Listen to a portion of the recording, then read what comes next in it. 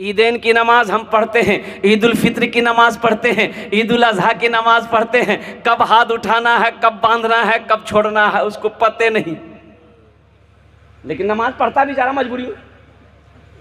कपड़ा खरीदेगा फारबिसगंज अररिया में जाकर के, नेपाल में कपड़ा खरीदेगा रेमंड का कपड़ा। जिस नमाज के लिए कपड़ा खरीद रहा है वो नमाज का तरीके मालूम नहीं उसको।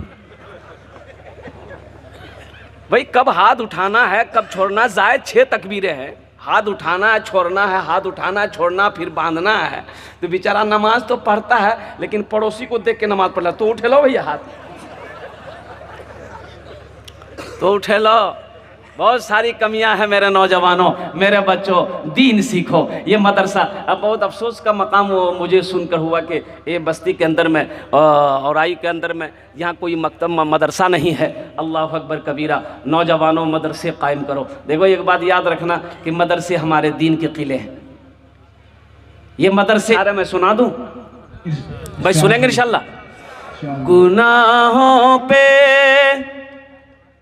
गुनाहों पे हूँ शर्मिंदा, इलाही दरगुजर कर दे। सुभान अल्लाह। गुनाहों पे हूँ शर्मिंदा, इलाही दरगुजर कर दे। बड़ा मुजरिम हूँ मैं तेरा, इलाही दरगुजर कर दे। खता कोई नहीं छोड़ी, कभी सियां नहीं छोड़ा, बस अब करता हूँ मैं तौबा, इलाही दरगुजर कर दे। बड़ा मुजरिम हूँ मैं तेरा, इलाही दरगुजर कर दे। आमीन बोले दो।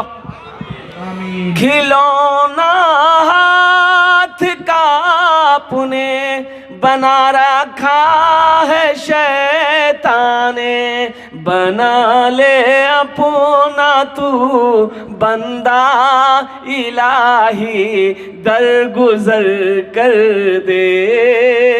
बड़ा मुजरिम हूँ मैं तेरा, इलाही दर गुजर कर दे। आमीन बोले तो अल्हम्दुलिल्लाह। देखिए मैं आपका मेहमान हूँ, मेहमान का इकराम करो, ये नबी की सुन्नत है। लेकिन मेहमानी ज़्यादा जब किसी के यहाँ जाया करो, मेरे बच्चों नौजवानों, किसी के यहाँ मेहमानी जाया करो तो ज़्यादा 3 दिन। कतो दिन रहो?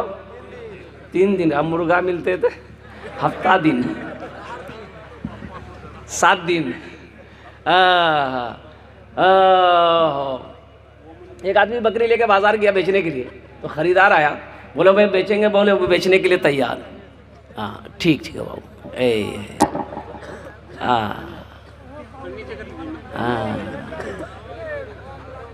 पहले 1टा हुक्का रहे, अब 2टा भाग ले।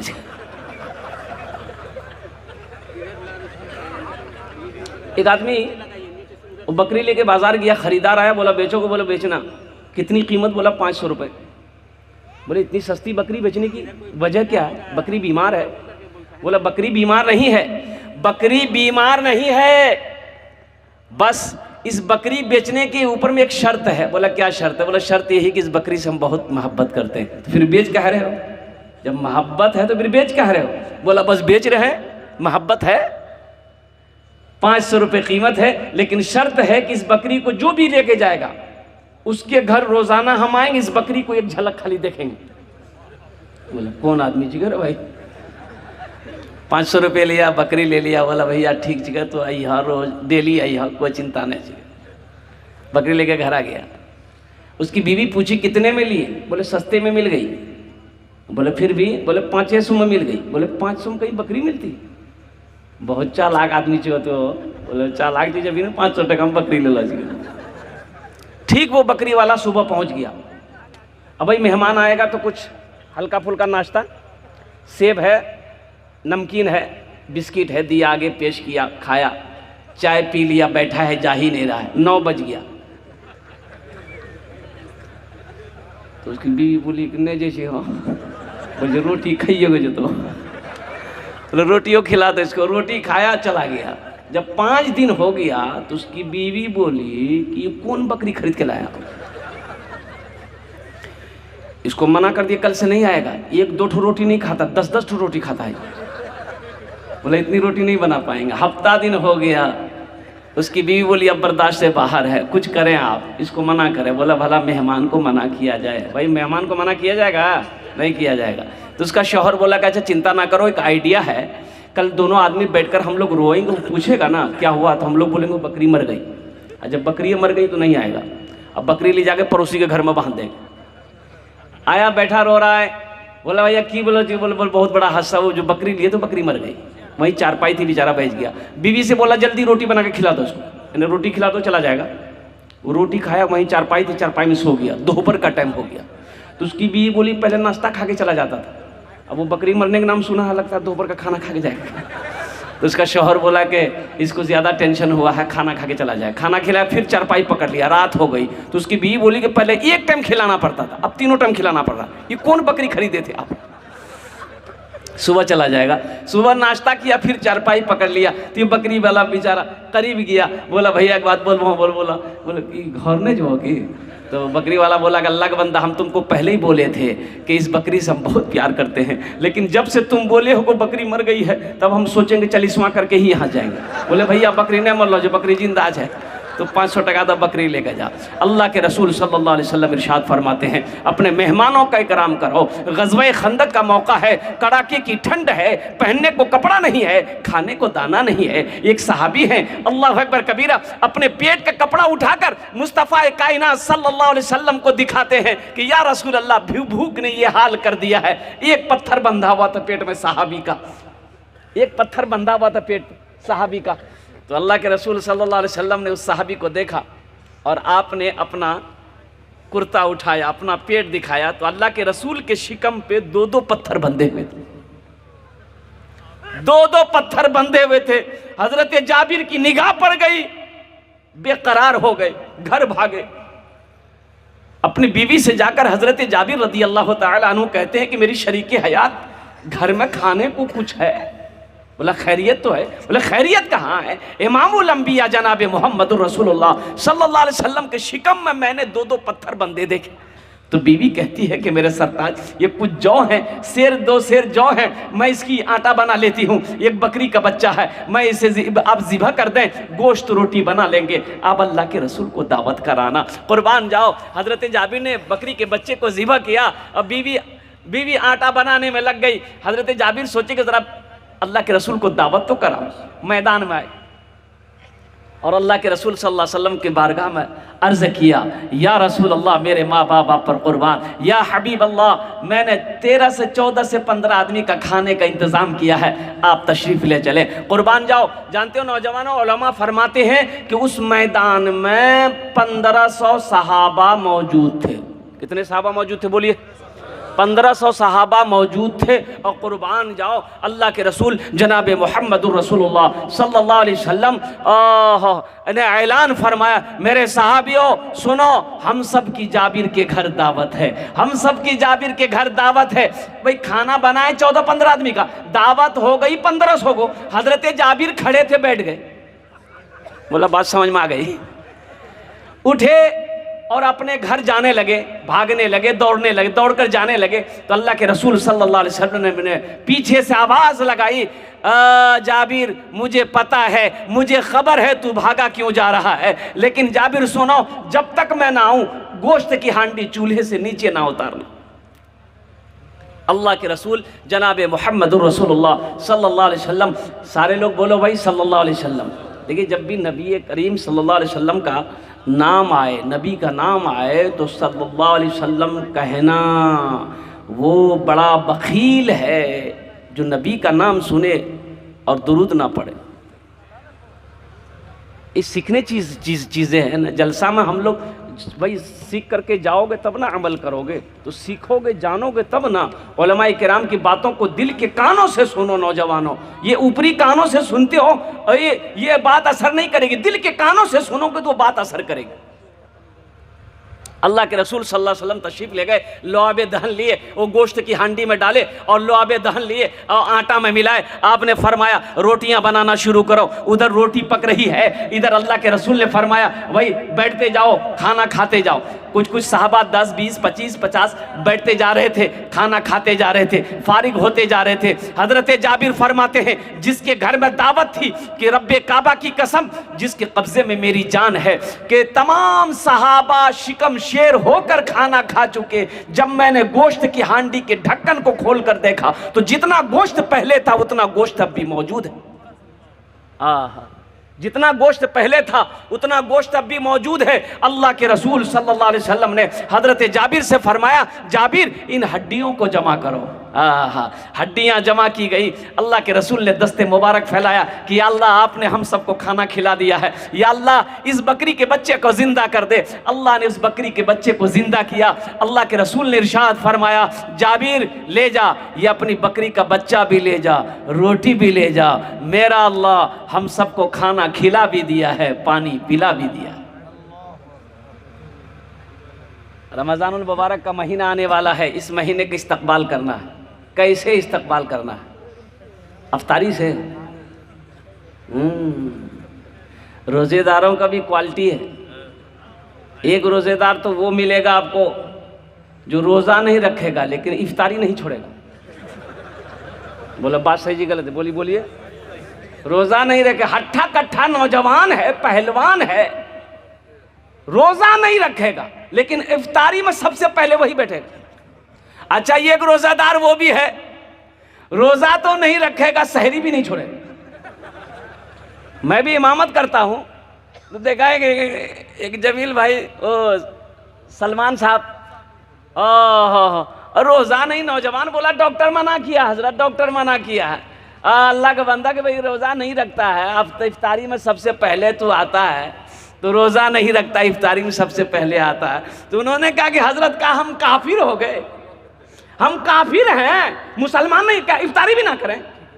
बोले नहीं भाई तुम तो पक्का मुसलमान हो, पक्का मुसलमान हो। ए नौजवानों रोजा रखो, रोजा रखने से आदमी कमजोर नहीं होता है। रोजा ठीक है, रहने दीजिए, आवाज तो ठीक है माशाल्लाह। अच्छा बाहर आवाज नहीं जा रही, ठीक है, रहने दीजिए। भाई दुरूद शरीफ पढ़े आप लोग, जो दुरूद शरीफ नमाज पढ़े, दुरूद इब्राहिम पढ़े भाई। अल्लाहुम्मा सल्ली अला मुहम्मद व अला आलि मुहम्मद कमा सल्लैता अला इब्राहिम व अला आलि इब्राहिम इन्नका हमीदुम मजीद। अल्लाहुम्मा बारिक अला मुहम्मद व अला आलि मुहम्मद कमा बारकता अला इब्राहिम व अला आलि इब्राहिम इन्नका हमीदुम मजीद। शर्म की बात है कि नहीं भाई? सारे लोगों ने दुरूद पढ़ लिया, पढ़ लिए? एकदम नहीं पढ़े, कैसे सब पढ़ लिए? अरे पढ़ा वही होगा जिसको याद होगा, और जिसको याद नहीं तो कहाँ पढ़ा होगा? तो वो भी अपनी इज्जत बचाया होगा, मूड़ी हिला के। ताज्जुब है, ये अफसोस का मकाम है मेरे बच्चों, नौजवानों। मुसलमान का बच्चा हो, नबी का दीवाना हो, कलमे तैयबा याद नहीं है, कलमे शहादत याद नहीं है, अत्तहियात याद नहीं है, सना याद नहीं है, दुरूद याद नहीं है, दुआ कुनूत याद नहीं है। अरे अफसोस का मकाम ये है। अब ये तालीमी बेदारी कॉन्फ्रेंस है, इसके ऊपर भी रोशनी इंशाल्लाह डालेंगे। हमको हजरत का हुक्म हुआ है कि मौसम का मिजाज ठीक नहीं है। अल्हम्दुलिल्लाह 35 से 40 मिनट के अंदर इंशाल्लाह मेरी गुफ्तगू पूरी हो जाएगी। अफसोस का मकाम है कि नहीं? अच्छा अफसोस का मकाम इससे और इससे बड़ा अफसोस का मकाम क्या होगा कि वो जवान बेटा जिसको बाप पोस पाल कर बड़ा किया, बाप इंतकाल कर गया, बाप के जनाजे में कंधा तो लगाया, जनाजे की नमाज तो पढ़ा, लेकिन अफसोस ये है कि जनाजे की दुआ ना पढ़ सका। जनाजे की दुआ ना पढ़ सका। तू कैसा बेटा था? हिंदी गाने तुम्हें याद हो जाते हैं, फिल्मी गाने तुम्हें याद हो जाते हैं, लेकिन अगर याद नहीं होते अल्लाह अकबर कबीरा तो ये दुआएं तुम्हें याद नहीं होती है, कुरान तुम्हें याद नहीं होता है। ये अफसोस का मकाम है कि नहीं है? माँ बाप का क्या मकाम है? अल्लाह अकबर कबीरा, कुर्बान जाओ। इसलिए नौजवानों सुनो, जनाजे की नमाज में कितनी जायद तकबीरें कितनी है? अरे बोलो कितनी है? 4। कितने नौजवानों को पते नहीं है तो उठे लो। बहुत सारी कमियां हैं मेरे नौजवानों, मेरे बच्चों, दीन सीखो। ये मदरसा अब बहुत अफसोस का मकाम वो मुझे सुनकर हुआ कि ये बस्ती के अंदर में और आई के अंदर में यहाँ कोई मकतब मदरसा नहीं है। अल्लाह अकबर कबीरा। नौजवानों मदरसे कायम करो। देखो एक बात याद रखना कि मदरसे हमारे दीन के किले हैं। ये मदरसे जब तक चलते रहेंगे अल्लाह चांद सूरज को निकालता रहेगा। जिस दिन मदरसे बंद हो गए ना चांद निकलेगा ना सूरज निकलेगा।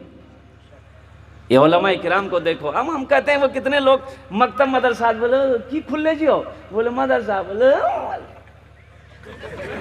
ये मुल्की लोग कमाई जगह जगह चंदा करते कहते।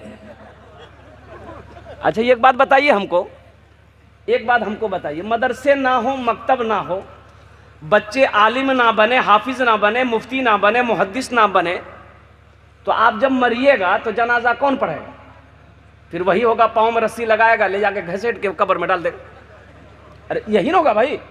भाई जब बनेंगे नहीं, तैयार नहीं होंगे, तो आप जब मरिएगा तो जनाजा कौन पढ़ाएगा?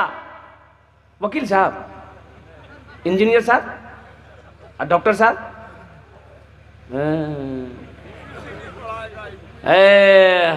कौन पढ़ाएगा? गौर करें। अजय देखिए सबसे बड़ी बात यह है, आप उलमा से कहां से भागिएगा? उलमा की गीबत करना।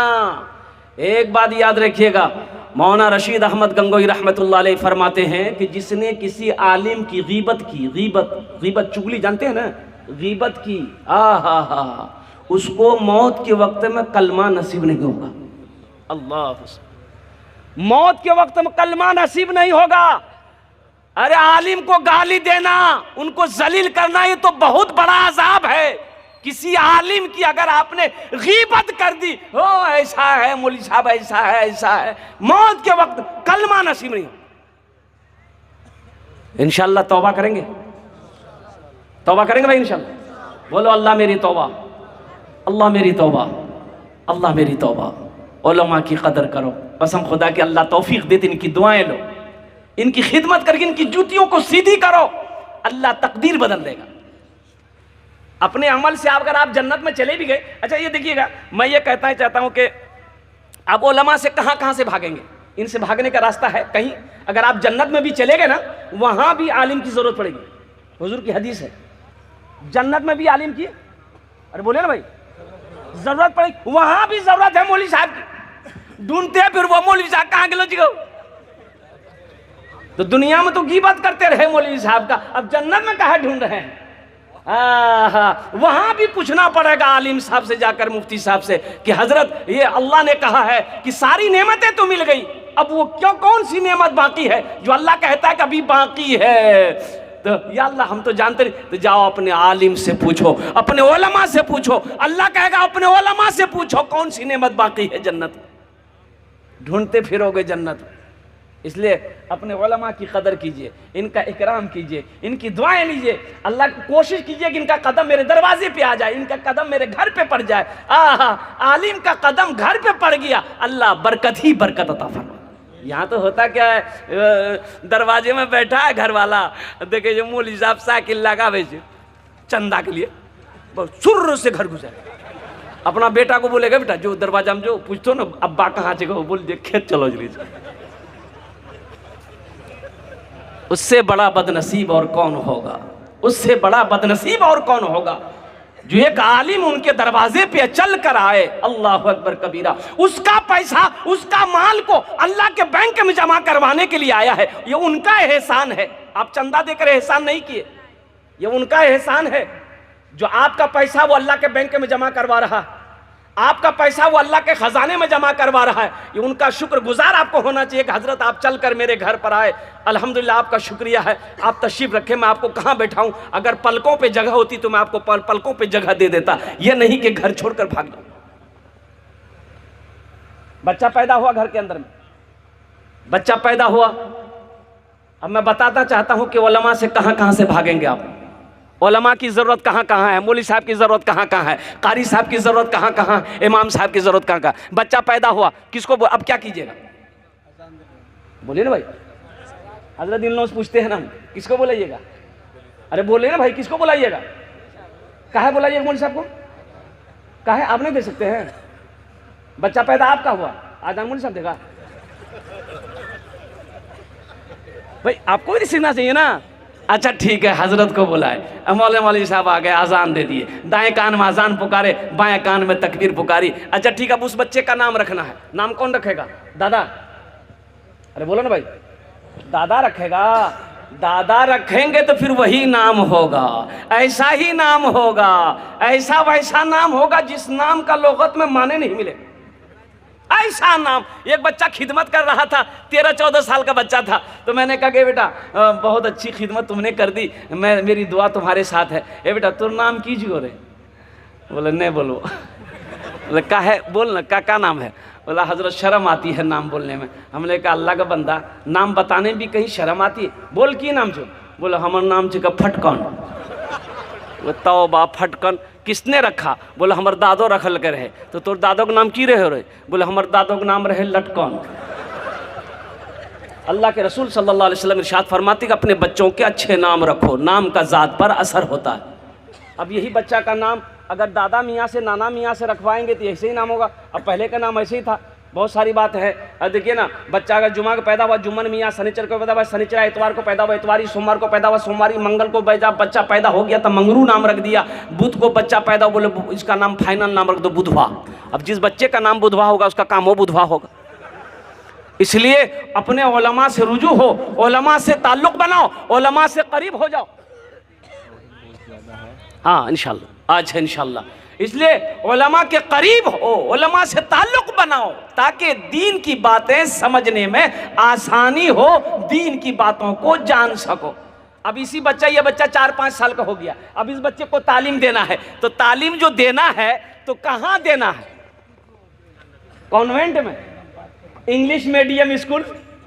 बहुत सारे लोग चाहते हैं हा। बोलो तोर बच्चा कहाँ पर है? जाओ। बोलो हमारो बच्चा अररिया इंग्लिश मीडियम स्कूल में सीखे हो, 5000 टका महीना खर्चा करिए। हाँ, शौक से पढ़ाइए। देखिए हम मना नहीं कर रहे हैं कि अपने बच्चे को इंग्लिश मत पढ़ाइए। हम ये कहते हैं कि मेरा बच्चा इंग्लिश भी पढ़ेगा, हिंदी भी पढ़ेगा, संस्कृत भी पढ़ेगा, ज्योग्राफी भी पढ़ेगा, बंगला भी पढ़ेगा, मराठा भी पढ़ेगा, पंजाबी भी पढ़ेगा। मेरा बच्चा दुनिया का हर भाषा पढ़ेगा, लेकिन मैं चाहता हूं कि मेरा बच्चा दुनिया का हर भाषा से पहले जो पढ़ेगा वो अल्लाह का कुरान पढ़ेगा, वो अल्लाह का कुरान पढ़ेगा। नौजवानों, अल्लाह का कुरान, पहले अपने बच्चे को कुरान पढ़ा लीजिए, कुरान पढ़ा लीजिए। फिर अगर आप चाहते हैं नहीं बच्चा इंजीनियर बने, डॉक्टर बने, प्रोफेसर, इसलिए कि हमारी कौम को डॉक्टर की भी ज़रूरत है, प्रोफेसर की भी ज़रूरत है, मास्टर की भी ज़रूरत है, बड़ा बाबू साइंसदान की भी ज़रूरत है। लेकिन दुनियावी पढ़ाई के चक्कर में बच्चे को कुरान ना पढ़ाना ये जुल्म है, ये नादानी है, बेवकूफ़ी है कि मुसलमान हो और कुरान पढ़ना ना जानता। इंशाल्लाह अपने बच्चों को कुरान पढ़ाएंगे मेरे भाई।